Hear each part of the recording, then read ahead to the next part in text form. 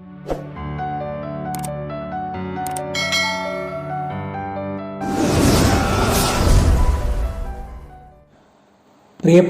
കുട്ടികളെ, ഋതുയോഗം എന്ന പാഠവുമായി ബന്ധപ്പെട്ട് ഞാൻ തയ്യാറാക്കിയ വീഡിയോ ക്ലാസിൻ്റെ 1-ാം ഭാഗം നിങ്ങളെല്ലാവരും കണ്ടിട്ടുണ്ടാവുമെന്ന് വിചാരിക്കുന്നു. ക്ലാസിൻ്റെ 2-ാം ഭാഗത്തിലേക്ക് എല്ലാവരെയും സ്നേഹത്തോടെ സ്വാഗതം ചെയ്യും. ക്ലാസ് ശ്രദ്ധയോടെ കേട്ട് നോട്ട് കുറിച്ചെടുക്കണമെന്ന് പ്രത്യേകം ഓർമ്മിപ്പിക്കുന്നു. ഇന്ന് ആദ്യം നമ്മൾ പരിശോധിക്കുന്നത് ഋതുയോഗം എന്ന ശീർഷകത്തിൻ്റെ ഔചിത്യമാണ്. ഋതുക്കൾ പ്രധാനമായും വസന്തം, ഗ്രീഷ്മം, വർഷം, ശരത്ത്, ഹേമന്തം, ശിശിരം എന്നിങ്ങനെ 6 കാലങ്ങളാണ്. ഋതു എന്ന പദത്തിന് വസന്തം എന്ന അർത്ഥം കൂടിയുണ്ട്. ഋതുക്കളിൽ ഏറ്റവും ശ്രേഷ്ഠവും മനോഹരവുമായത് വസന്തമാണ്. പ്രകൃതി ആകെ പൂത്തുലഞ്ഞ് സുന്ദരമായി നിൽക്കുന്നത് വസന്തകാലത്താണ്. ഇവിടെ ശകുന്തളയുടെയും ദുഷ്യന്തന്റെയും ജീവിതത്തിലെ സൗഭാഗ്യത്തെയും സന്തോഷത്തെയുമാണ് ഋതുയോഗം എന്നതുകൊണ്ട് അർത്ഥമാക്കുന്നത്. ശകുന്തളയുടെയും ദുഷ്യന്തന്റെയും ജീവിതം അപ്രതീക്ഷിതമായ പ്രതിസന്ധികളിലൂടെയും ദുഃഖങ്ങളിലൂടെയുമാണ് കടന്നുപോയത്. എന്നാൽ കാശ്യപന്റെ ആശ്രമത്തിൽ വെച്ച് പരസ്പരം കണ്ടുമുട്ടുന്നതോടെ എല്ലാ ദുഃഖങ്ങളും പ്രതിസന്ധികളും അവസാനിക്കുന്നു. സൗഭാഗ്യവും സന്തോഷവും നിറഞ്ഞ ജീവിതത്തിലേക്ക് ഇരുവരും പ്രവേശിക്കുന്നു. ഇരുവരുടെയും ജീവിതത്തിൻ്റെ വസന്തകാലമെന്നാണ് ഋതുയോഗം എന്നതുകൊണ്ട് അർത്ഥമാക്കുന്നത്. ഈ അർത്ഥത്തിൽ ഋതുയോഗം എന്ന ശീർഷകം വളരെ ഔചിത്യമുള്ളതാണെന്ന് പറയാം. ഈ നാടകത്തിലെ പ്രധാന കഥാപാത്രങ്ങളെ പരിചയപ്പെടാം. എല്ലാവരും നോട്ടിൽ കുറിച്ചെടുക്കണം. ദുഷ്യന്തൻ, ശകുന്തള, സർവദമനൻ, അനസൂയ, പ്രിയംവദ, കണ്വൻ, ഗൗതമി, സാനുമതി, ശർങ്ങരകൻ, ശാരധ്വതൻ, മാതലി, മാരീചൻ, അതിഥി ഇവരാണ് പ്രധാനപ്പെട്ട കഥാപാത്രങ്ങൾ. ഇനി ഈ നാടകത്തിലെ ശ്ലോകങ്ങളുടെ ആശയമാണ് പറയുന്നത്. ശ്രദ്ധയോടുകൂടി കേൾക്കുക, നോട്ടിൽ കുറിച്ചെടുക്കുകയും ചെയ്യണം. ശ്ലോകം 1. മുല കുടിച്ചുകൊണ്ടിരിക്കുന്ന സിംഹക്കുട്ടിയെ അതിൻ്റെ സടയിൽ പിടിച്ച് ഒരു ബാലൻ കളിക്കാൻ വലിച്ചിഴയ്ക്കുകയാണ്. ശ്ലോകം 2. കത്താൻ വിറകു കാത്തു നിൽക്കുന്ന തീപ്പൊരിയെ പോലെയുണ്ട് ഈ ബാലൻ. ഇവൻ ഒരു മഹാപുരുഷന്റെ മകനായിരിക്കാമെന്ന് ഞാൻ ഊഹിക്കുന്നു. ശ്ലോകം 3. കളിപ്പാട്ടത്തിനായി നീട്ടിയ ബാലന്റെ കൈവിരലുകൾ വിടവില്ലാതെ ചേർന്നിരിക്കുന്നു. പൂർണ്ണമായി വിടരാത്ത താമരപ്പൂ പോലെ പ്രഭാതരശ്മികൾ തട്ടി ശോഭിക്കുന്നു. ശ്ലോകം 4. നിഷ്കളങ്കമായ ചിരിയും കൊഞ്ചിക്കുഴയിലും കൊണ്ട് മക്കൾ മാതാപിതാക്കളെ സന്തോഷിപ്പിക്കുന്നു. അവരുടെ ശരീരത്തിലെ അഴുക്കുകൾ സ്വന്തം ശരീരത്തിലാവുന്നത് പോലും സുഹൃതമായി കരുതുന്നു. ശ്ലോകം 5. ചെറുപാമ്പ് ചന്ദനമരത്തിന് അശുദ്ധി വരുത്തുന്നത് പോലെ നീ ആശ്രമത്തിന് വിരുദ്ധമായ കാര്യങ്ങൾ ചെയ്ത് നീ നിന്റെ ശ്രേഷ്ഠ ജന്മത്തിന് കളങ്കമുണ്ടാക്കരുത്. ശ്ലോകം 6. ഗോത്രം ഏതാണെന്ന് പോലും അറിയാത്ത ഇവനെ തൊടുമ്പോൾ എൻ്റെ ശരീരത്തിന് ഇത്ര സുഖം ലഭിക്കുന്നുവെങ്കിൽ യഥാർത്ഥ പിതാവിന് ഇവനെ പുൽകുമ്പോൾ എത്രമാത്രം ആത്മനിർവൃതി ഉണ്ടാകും. ശ്ലോകം 7. പുരുവംശജർ രാജ്യഭരണത്തിനായി കൊട്ടാരത്തിൽ താമസിക്കുകയും അതിനുശേഷം ഭാര്യയോടൊത്ത് വനവാസ ജീവിതം നയിക്കുകയും പതിവുണ്ടല്ലോ. ശ്ലോകം 8. വിരഹദുഃഖം കൊണ്ട് വിവശയായ ശകുന്തളയെ ദുഷ്യന്തൻ കാണുന്നു. വ്രതമനുഷ്ഠിച്ച് ക്ഷീണിച്ചു മെലിഞ്ഞവളും തലമുടി മെടഞ്ഞിട്ടവളുമായ ഇവൾ ഞാൻ വരുന്നതും കാത്ത് വ്രതാനുഷ്ഠാനത്തോടെ ഇത്രയും കാലം കാത്തിരിക്കുകയായിരുന്നു. ശ്ലോകം 9. രാഹുവിനെ ഉപേക്ഷിച്ച് ചന്ദ്രൻ രോഹിണിയോട് ചേരും പോലെ സുന്ദരിയായ നീ എൻ്റെ മുന്നിൽ വന്നു. ചന്ദ്രന്റെ ഭാര്യയാണ് രോഹിണി. രാഹുവിനാൽ ഗ്രസിക്കപ്പെടുമ്പോൾ രോഹിണിയെ കാണാൻ ചന്ദ്രന് കഴിയില്ല. ശ്ലോകം 10. വിജയിക്കട്ടെ എന്ന നിന്റെ പ്രാർത്ഥന ഗൽഗതത്താൽ പൂർത്തിയാക്കാൻ കഴിഞ്ഞില്ലെങ്കിലും അത് എന്നിൽ തന്നെ ഫലിച്ചിരിക്കുന്നു. താമ്പൂലരാഗം കൊണ്ട് മോടി പിടിപ്പിക്കാത്ത നിന്റെ ചുണ്ടുകൾ അതിന് തെളിവാണ്. ശ്ലോകം 11. ഞാൻ നിന്നെ ഉപേക്ഷിച്ചതിലുള്ള പരിഭവം നീ നിന്റെ ഹൃദയത്തിൽ നിന്ന് കളയണം. അന്ന് എൻ്റെ മനസ്സ് ഏതോ മാലിന്യം കൊണ്ട് മന്ദിച്ചു പോയിരുന്നു. മനസ്സിൽ കളങ്കം ബാധിച്ചവരും ഐശ്വര്യം വരുമ്പോൾ ഇതുപോലെയാണ് പെരുമാറുക. പൂമാല ശിരസിലിട്ട് കൊടുത്താലും അത് പാമ്പാണെന്ന് പറഞ്ഞ് അന്തർ വലിച്ചെറിയും. ശ്ലോകം 12. തന്നെ തേടിയെത്തിയ ശകുന്തളയെ ദുഷ്യന്തൻ തിരിച്ചയച്ചപ്പോൾ ദുഃഖം താങ്ങാനാവാതെ ശകുന്തള കരഞ്ഞു. അധരങ്ങളിൽ പതിച്ച ചുടുകണ്ണീർ തുടയ്ക്കാൻ അന്നെനിക്ക് കഴിഞ്ഞില്ല. ഇന്ന് ശകുന്തളയുടെ മനോഹരമായ എമ്മകളിലെ കണ്ണീർ തുടച്ച് ഞാൻ എൻ്റെ മനസ്സിൻ്റെ ഭാരം അല്പം ശമിപ്പിക്കട്ടെ. ശ്ലോകം 13. കാശ്യപ പ്രജാപതിയായ മാരീചൻ പത്നിയായ ദാക്ഷായണിയോട് പറയുകയാണ്, അല്ലയോ ഭഗവതി, നിന്റെ മകനെ ഇന്ദ്രനെ യുദ്ധത്തിൽ വിജയശ്രീലാളിതനാവാൻ സഹായിച്ച ദുഷ്യന്തൻ എന്നു പേരുള്ള രാജാവാണ് ഇദ്ദേഹം. ഈ രാജാവാകട്ടെ കുലവില്ലിനാൽ ശത്രുക്കളെ നിഗ്രഹിച്ചു. അതിനാൽ വജ്രായുധം ഇന്ദ്രന് കൂടുതൽ ഭൂഷണമായി മാറി. ശ്ലോകം 14. ദുഷ്യന്തൻ മാരീചനെയും അതിഥിയെയും കുറിച്ച് ഇന്ദ്രന്റെ തേരാളിയായ മാതലിയോട് ഇപ്രകാരം പറഞ്ഞു. 12 മൂർത്തികളായി പിരിയുന്ന തേജസ്സിന്റെ സമൂഹമായ സൂര്യന് ജന്മകാരണവും മന്ത്രത്താൽ പരിശുദ്ധമായ ഹോമദ്രവ്യമേൽക്കുന്ന ജഗദധിപനായ ഇന്ദ്രന് മാതാപിതാക്കളുമായിട്ടുള്ളവരും ബ്രഹ്മാവിന് മുമ്പേയുള്ളവനുമായ പരമപുരുഷന്റെ ജന്മദാതാക്കളുമായ മാരീചനും ദാക്ഷായണിയും ബ്രഹ്മാവിൻ്റെ പൗത്രന്മാരാണ്. ശ്ലോകം 15. മാരീചൻ ശകുന്തളയെ ആശംസിക്കുകയാണ്. ഇന്ദ്രന് തുല്യനായ ഭർത്താവ്, ജയന്തന് തുല്യനായ പുത്രൻ, നീ പൗലോമീ തുല്യയാവുക. മറ്റെന്താശിസാണ് നൽകേണ്ടത്?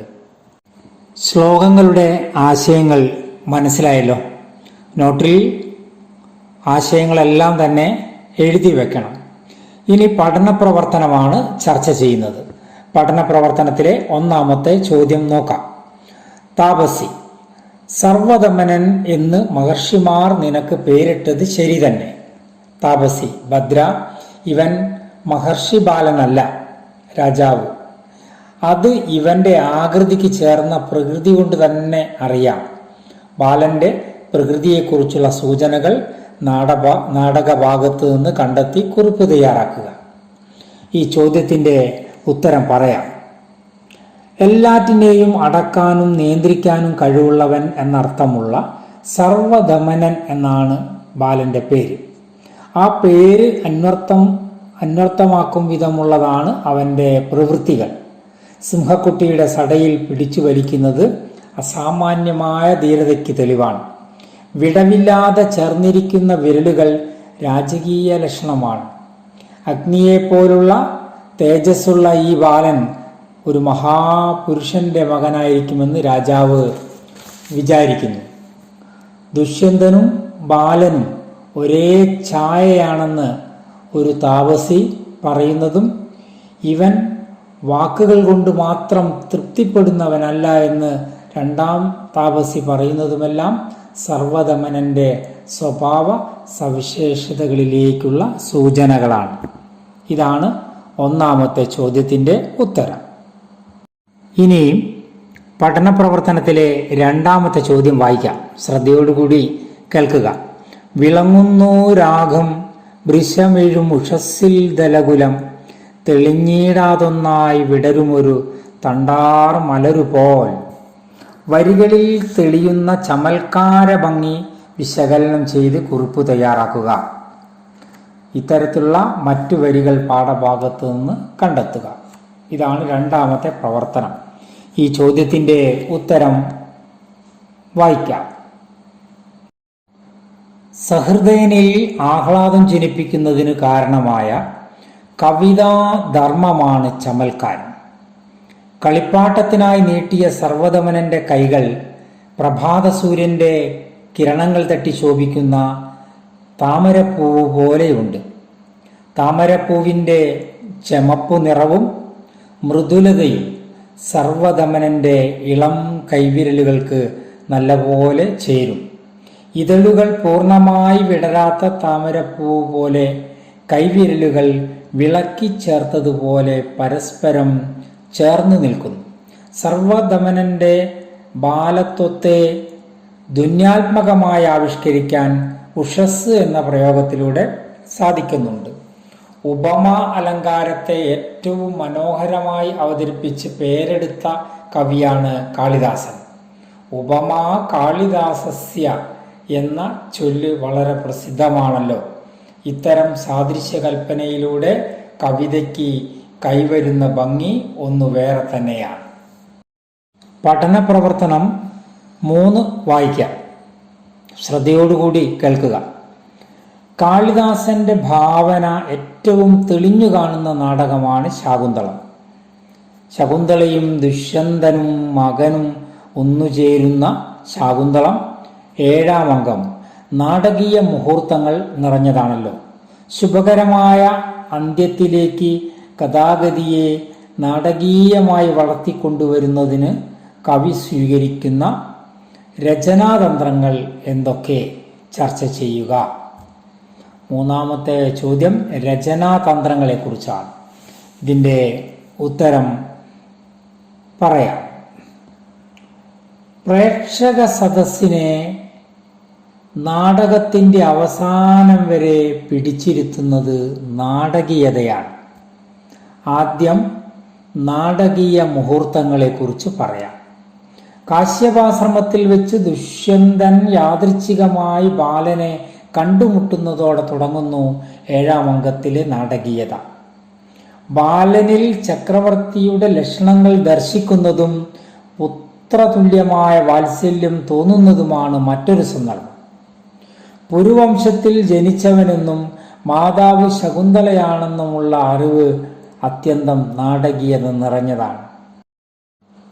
കുട്ടിയുടെ കയ്യിൽ നിന്നും അഴിഞ്ഞു വീണ രക്ഷ രാജാവ് എടുക്കുന്ന സന്ദർഭം ആശ്രമവാസികളിൽ അത്ഭുതമുളവാക്കുന്നുണ്ട്. വിരഹവേദനയ്ക്ക് വിരാമമിട്ടുകൊണ്ടുള്ള ശുഭകരമായ പര്യവസാനം. ഇത്രയുമാണ് നാടകീയ മുഹൂർത്തങ്ങൾ.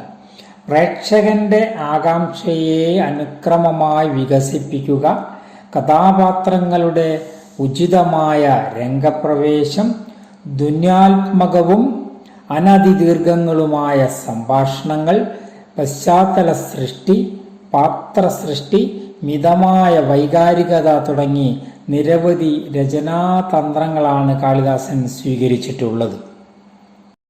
4-ാമത്തെ പഠന പ്രവർത്തനത്തിന് നൽകിയിരിക്കുന്ന ചോദ്യം വായിക്കാം. ഭാഗ്യവും നിർഭാഗ്യവും സുഖവും ദുഃഖവും പ്രതിജന ഭിന്ന വിചിത്രമാർഗമായ മനുഷ്യജീവിതത്തിൻ്റെ എല്ലാ രൂപഭേദങ്ങളും ശാകുന്തളത്തിൽ ചിത്രീകരിക്കപ്പെട്ടിരിക്കുന്നു. കാളിദാസ പഠനങ്ങൾ ഡോക്ടർ NV കൃഷ്ണവാര്യർ. പാഠവുമായി ബന്ധപ്പെടുത്തി പ്രസ്താവന വിലയിരുത്തുക. NV കൃഷ്ണവാര്യരുടെ പ്രസ്താവന വിലയിരുത്തിക്കൊണ്ട് കുറിപ്പ് തയ്യാറാക്കാനാണ് ആവശ്യപ്പെട്ടിരിക്കുന്നത്.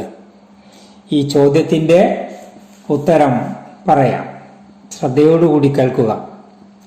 NV കൃഷ്ണവാര്യരുടെ പ്രസ്താവന വളരെ പ്രസക്തമാണ്. സുഖവും ദുഃഖവും ഭാഗ്യവും നിർഭാഗ്യവും മനുഷ്യജീവിതത്തിൻ്റെ അവിഭാജ്യ ഘടകങ്ങളാണ്. ഇവയിൽ ഏതെങ്കിലും ഒന്നു മാത്രമായി ജീവിതത്തിൽ സംഭവിക്കില്ല. എല്ലാം സമ്മിശ്രമായിട്ടാണ് കടന്നു വരിക. ശകുന്തളയുടെയും ദുഷ്യന്തൻ്റെയും ജീവിതം ഭാഗ്യ നിർഭാഗ്യങ്ങളും സുഖദുഃഖങ്ങളും നിറഞ്ഞതാണ്. അവിചാരിതമായ പ്രതിസന്ധിയിലൂടെയാണ് ഇരുവരുടെയും ജീവിതം കടന്നുപോയിട്ടുള്ളത്. ശകുന്തളയെ ദുർവാസാവ് ശപിക്കുന്നതും ശാപം നിമിത്തം ദുഷ്യന്തൻ ശകുന്തളയെ മറക്കുന്നതും അടയാളമായി നൽകിയ മുദ്രമോതിരം നഷ്ടമാകുന്നതും അച്ഛനാരെന്നറിയാതെ ഒരു മകനോടൊപ്പം വിധവയെപ്പോലെ കഴിയേണ്ടി വന്നതുമെല്ലാം നിർഭാഗ്യവും ദുഃഖവും നിറഞ്ഞ സന്ദർഭങ്ങളാണ്. അപ്രതീക്ഷിതമായി കാശ്യപാശ്രമത്തിൽ വെച്ചുള്ള പുനഃസമാഗമത്തോടെ അനുഭവിച്ച ദുഃഖങ്ങൾക്കെല്ലാം അറുതിയാവുന്നു. മനുഷ്യജീവിതത്തിൻ്റെ എല്ലാ രൂപഭേദങ്ങളും ശാകുന്തളത്തിൽ ചിത്രീകരിക്കപ്പെട്ടിരിക്കുന്നു എന്ന് പറയാം. അഞ്ചാമത്തെ പഠന പ്രവർത്തനം നാടകശില്പശാലയുമായി ബന്ധപ്പെട്ടതാണ്. നാടകം അവതരിപ്പിക്കുന്നതിന് മുന്നോടിയായി എന്തെല്ലാം തയ്യാറെടുപ്പുകളാണ് നടത്തേണ്ടത് ചർച്ച ചെയ്യുക. നാടകാവതരണവുമായി ബന്ധപ്പെട്ട വിവിധ മേഖലകളിൽ പരിശീലനം നേടാൻ നാടകശില്പശാല സംഘടിപ്പിക്കുക. ഇതാണ് അഞ്ചാമത്തെ ചോദ്യം. ഈ ചോദ്യത്തിൻ്റെ ഉത്തരം പറയുന്നത് കേൾക്കുക. ബഹുമുഖമായ സർഗശേഷികൾ വളർത്തിയെടുക്കാൻ പറ്റിയ ഒരു പ്രവർത്തനമാണ് നാടകാവതരണം. അതുകൊണ്ട് തന്നെ പഠന പ്രക്രിയയിൽ നാടകാവതരണത്തിന് വലിയ സ്ഥാനമുണ്ട്. ഒരു നാടകം അവതരിപ്പിക്കുന്നതിന് മുന്നോടിയായി എന്തെല്ലാം തയ്യാറെടുപ്പുകളാണ് നടത്തേണ്ടതെന്ന് നോക്കാം. 1. നാടകശില്പശാലയെക്കുറിച്ച് ക്ലാസ്സിൽ ചർച്ച സംഘടിപ്പിക്കണം. അതാണ് ആദ്യം വേണ്ടത്. 2. സൗകര്യപ്രദമായ ദിവസം, സ്ഥലം, സമയം എന്നിവ നിശ്ചയിക്കൽ. 3. പങ്കെടുക്കേണ്ടവർ ആരൊക്കെ എന്ന് തീരുമാനിക്കണം. 4. ഗ്രൂപ്പുകളാക്കി മാറ്റുക, ചുമതലകൾ നൽകുക, നാടകങ്ങൾ രചിക്കുക. 5. ആവശ്യമായ സാധന സാമഗ്രികൾ, രംഗസജ്ജീകരണം. ആവശ്യമായ സാധന സാമഗ്രികളും രംഗസജ്ജീകരണവുമാണ്. മറ്റൊരു പ്രധാനപ്പെട്ട തയ്യാറെടുപ്പ് പരിശീലകനെ കണ്ടെത്തുക എന്നുള്ളതാണ്. നാടകം പരിശീലിപ്പിക്കാൻ ഒരാൾ വേണം, അദ്ദേഹത്തെ കണ്ടെത്തൽ. പിന്നെ ഈ കാര്യങ്ങൾ മൊത്തം നടക്കണമെങ്കിൽ പണം വേണം, സാമ്പത്തികം വേണം. സാമ്പത്തികവും അതോടൊപ്പം തന്നെ നല്ലൊരു പ്രചാരണവും വേണം. പോസ്റ്റർ, നോട്ടീസ് ഉൾപ്പെടെയുള്ള കാര്യങ്ങൾ തയ്യാറാക്കി നല്ലൊരു പ്രചാരണവും സംഘടിപ്പിക്കണം. ഇത്രയുമാണ് ഈ ചോദ്യവുമായി ബന്ധപ്പെട്ട ഉത്തരം. പ്രിയപ്പെട്ട കുട്ടികളെ, പഠന പ്രവർത്തനവുമായി ബന്ധപ്പെട്ട ചോദ്യങ്ങൾ ഇവിടെ അവസാനിക്കുകയാണ്. എല്ലാ ക്ലാസ്സുകളിലും പറയാറുള്ളത് പോലെ കൂടുതൽ ചോദ്യങ്ങൾ നിങ്ങൾ സ്വയം തയ്യാറാക്കണം. ഒരു ചോദ്യാവലി തയ്യാറാക്കണം. ഉത്തരസഹിതം നോട്ടിൽ എഴുതി വെക്കണം. ഇത്രയും നേരം ക്ലാസ് വളരെ ശ്രദ്ധയോടുകൂടി കേട്ട എല്ലാവർക്കും പ്രത്യേകം നന്ദി അറിയിച്ചുകൊണ്ട് നിർത്തുന്നു. എല്ലാവർക്കും നല്ലൊരു ദിനം ആശംസിക്കുന്നു. പ്രിയപ്പെട്ട കുട്ടികളെ, ഈ ക്ലാസ്സുമായി ബന്ധപ്പെട്ട നിങ്ങളുടെ അഭിപ്രായം എന്തു തന്നെ ആയാലും കമൻ്റ് ചെയ്യാൻ മറക്കരുത്. ഈ ക്ലാസ് ഇഷ്ടപ്പെട്ടാൽ ഷെയറും ലൈക്കും സബ്സ്ക്രൈബും ചെയ്യണം. എല്ലാവർക്കും ഒരിക്കൽ കൂടി പ്രത്യേകം നന്ദി അറിയിച്ചുകൊണ്ട് നിർത്തുന്നു.